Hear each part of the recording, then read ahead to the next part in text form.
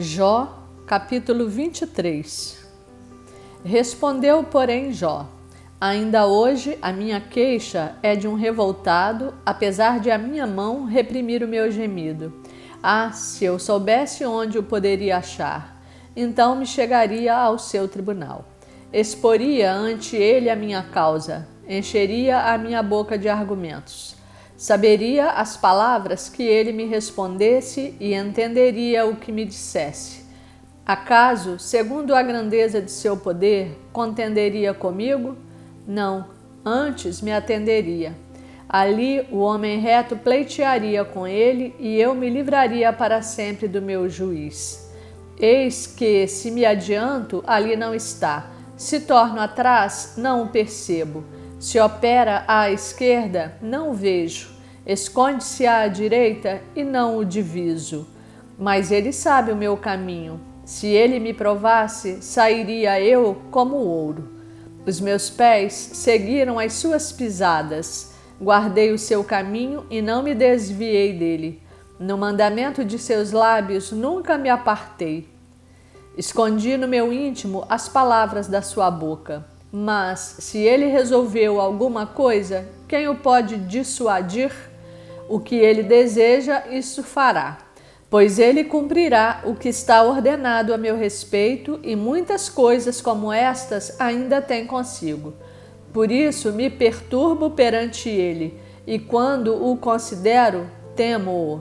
Deus é quem me fez desmaiar o coração, e o Todo-Poderoso quem me perturbou, porque não estou desfalecido por causa das trevas, nem porque a escuridão cobre o meu rosto.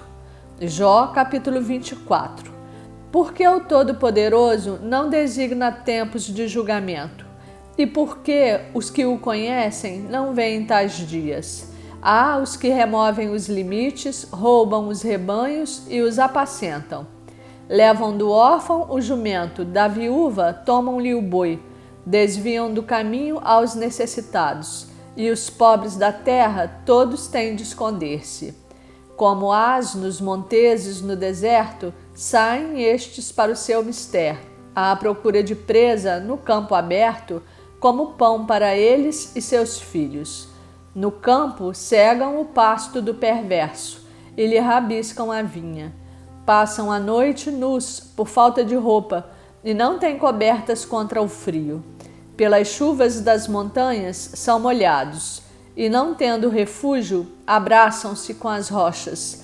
Orfãozinhos são arrancados ao peito e dos pobres se toma penhor, de modo que estes andam nus sem roupa, e famintos arrastam os molhos.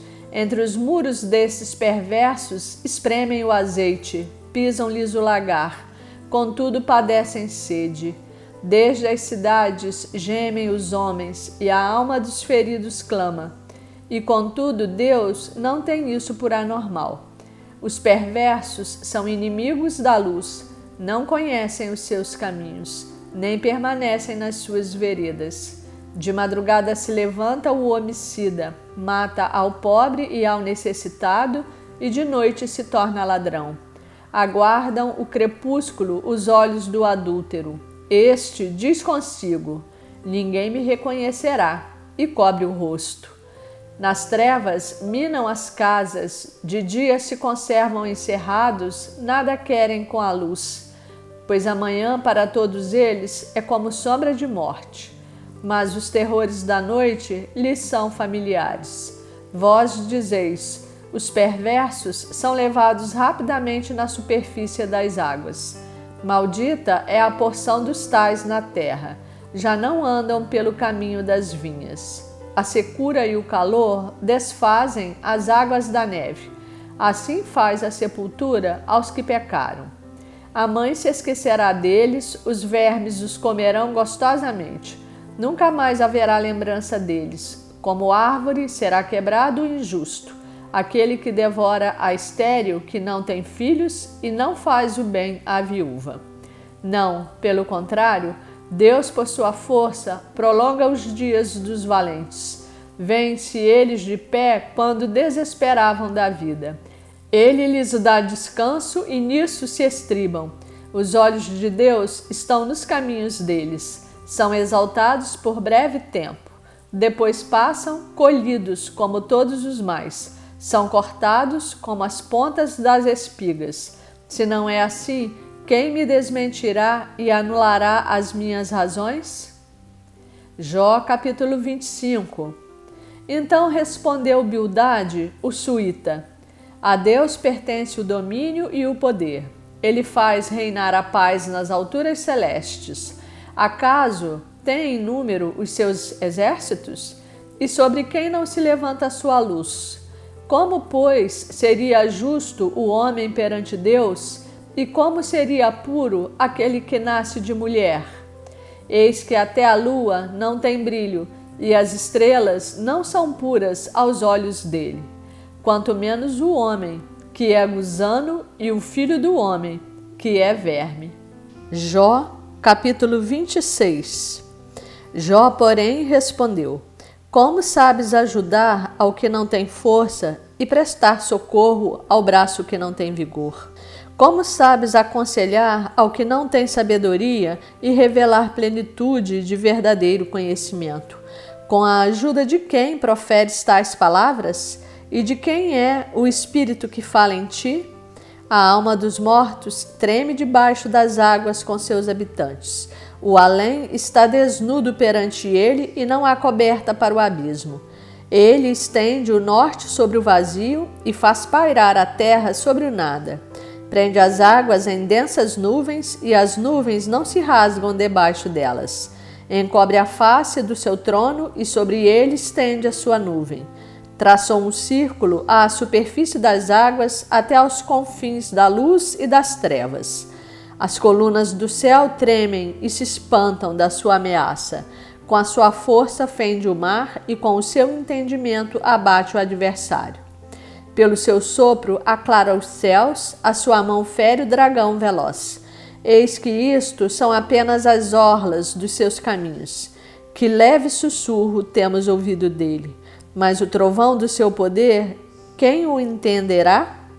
Jó capítulo 27. Prosseguindo Jó em seu discurso, disse: tão certo como vive Deus que me tirou o direito e o Todo-Poderoso que amargurou a minha alma, enquanto em mim estiver a minha vida e o sopro de Deus nos meus narizes, nunca os meus lábios falarão injustiça, nem a minha língua pronunciará engano. Longe de mim que eu vos dê razão. Até que eu expire, nunca afastarei de mim a minha integridade. À minha justiça me apegarei e não a largarei. Não me reprova a minha consciência por qualquer dia da minha vida. Seja como perverso o meu inimigo e o que se levantar contra mim como injusto. Porque qual será a esperança do ímpio quando lhe for cortada a vida, quando Deus lhe arrancar a alma? Acaso ouvirá Deus o seu clamor em lhe sobrevindo a tribulação? Deleitar-se-á o perverso no Todo-Poderoso e invocará a Deus em todo tempo? Ensinar-vos-ei o que encerra a mão de Deus, e não vos ocultarei o que está com o Todo-Poderoso. Eis que todos vós já vistes isso. Por que, pois, alimentais vãs noções?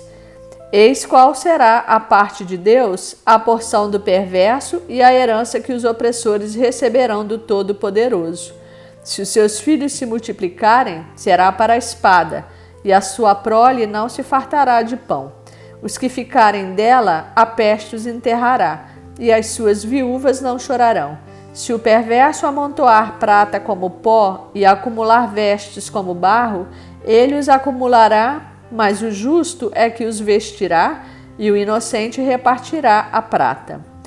Ele edifica sua casa como a da traça e como a choça que o vigia constrói. Rico se deita com sua riqueza, abre os seus olhos e já não a vê.